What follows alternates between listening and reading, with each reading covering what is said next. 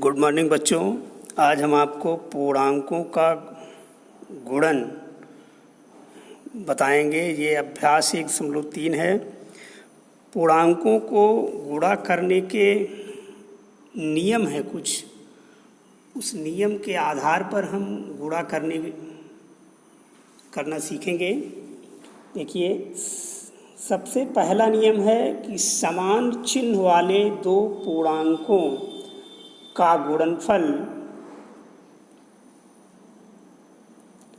उन पूर्णांकों के निरपेक्ष मानों के गुणनफल के बराबर होता है।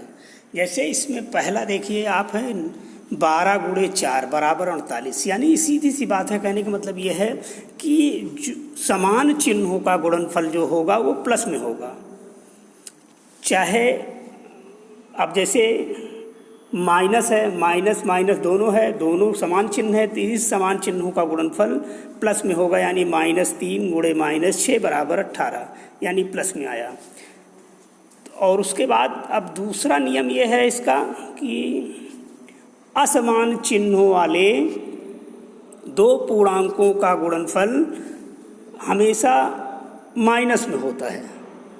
यानी कि अगर दो पूर्णांक हैं जिनका चिन्ह असमान है तो उनका गुणनफल माइनस में आएगा। जैसे इसमें दो पूर्णांक है 5 और -5, दोनों को गुणा किया गया, -25 आया। अब इसी तरीके से -4 × 10, इसमें भी चिन्ह अलग अलग हैं, एक में प्लस है एक में माइनस है, तो इसका भी गुणनफल आपका 40 आया, वो भी माइनस में आया। तीसरा नियम इसका ये है कि यदि गुणा किए जाने वाले पूर्णांकों की संख्या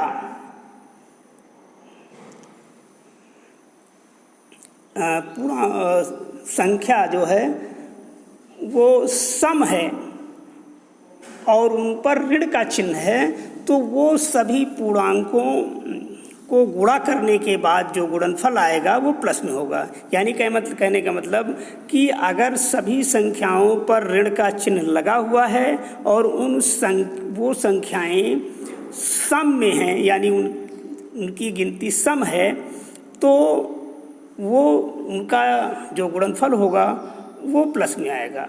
और अगर उनकी संख्याएं विषम में हैं, यानी विषम हैं कि जैसे 4 संख्याएं हैं या 5 संख्याएं हैं, 6 संख्याएं हैं, तो इसमें अगर 4 जैसे आपका सम है, 5 आपका विषम है, 7 आपका विषम है, तो इस तरीके से होगा। तो यानी कि सम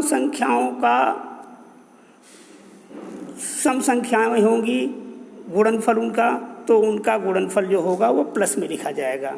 और अगर संख्या विषम होगी, यानी कि जैसे इसमें दिया गया है, तो उस पर माइनस का चिन्ह होगा। जैसे इसमें देखिए जो संख्याएं दी गई हैं वो 1, 2 यानी सम में हैं, तो उनका गुणनफल प्लस में लिखा गया। और इसमें आपकी संख्याएं विषम हैं, यानी कि 1, 2, 3 संख्याएं हैं, तो 3 संख्याएं हैं, तो ये विषम में है, तो इसलिए इनका जो गुणनफल आएगा वो माइनस में आएगा, ये -40। इस तरीके से इसमें देखिए 1, 2, 3, 4, यानी कि इसमें संख्याएं जो गुणा की गई हैं उनकी संख्या है सम है, तो इनका गुणनफल प्लस में आएगा। उसके बाद चौथे में देखिए 1, 2, 3, ये 4, 5, यानी इसमें जो है वो संख्याएं हैं विषम हैं, तो विषम है तो इनका जो गुणनफल आएगा वो ऋण में आएगा, यानी माइनस में लिखा जाएगा। अब इसके बाद हम आपको, अब इतना ये नियम हमने आपको बता दिया है, इसी नियम के आधार पर हम आपको प्रश्न दे रहे हैं। जो प्रश्न आप लगाइए अपनी कॉपी में, और उसके बाद फिर हम कल आपको पूर्णांकों पर गुणन संक्रिया के प्रगुण हम आपको पढ़ाएंगे। ये प्रश्न हम आपको दे रहे हैं, इसको आप अपनी कॉपी में लगाइए। देखिए, ये आपका पहला प्रश्न, ये इस तरीके से, इसमें आपको इसका ध्यान रखना है कि आप जो गुणा कर रहे हैं, इसमें जैसे 2 संख्याएं हैं तो इनका गुणनफल जो होगा ये किस में आएगा, ये माइनस में आएगा। ये उसके बाद नीचे इसके जो दी गई है इसमें जो है इस तरीके से ध्यान में रखना है कि देखिए इसमें पहले हम आप ये दो दो संख्याओं का गुणा कर लेंगे।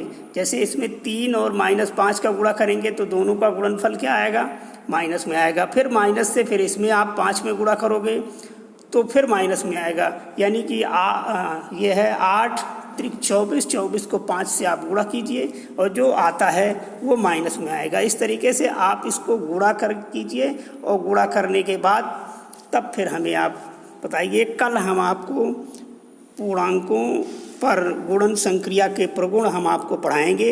इसको हम आपको व्हाट्सएप पे भी भेज रहे हैं, ठीक है।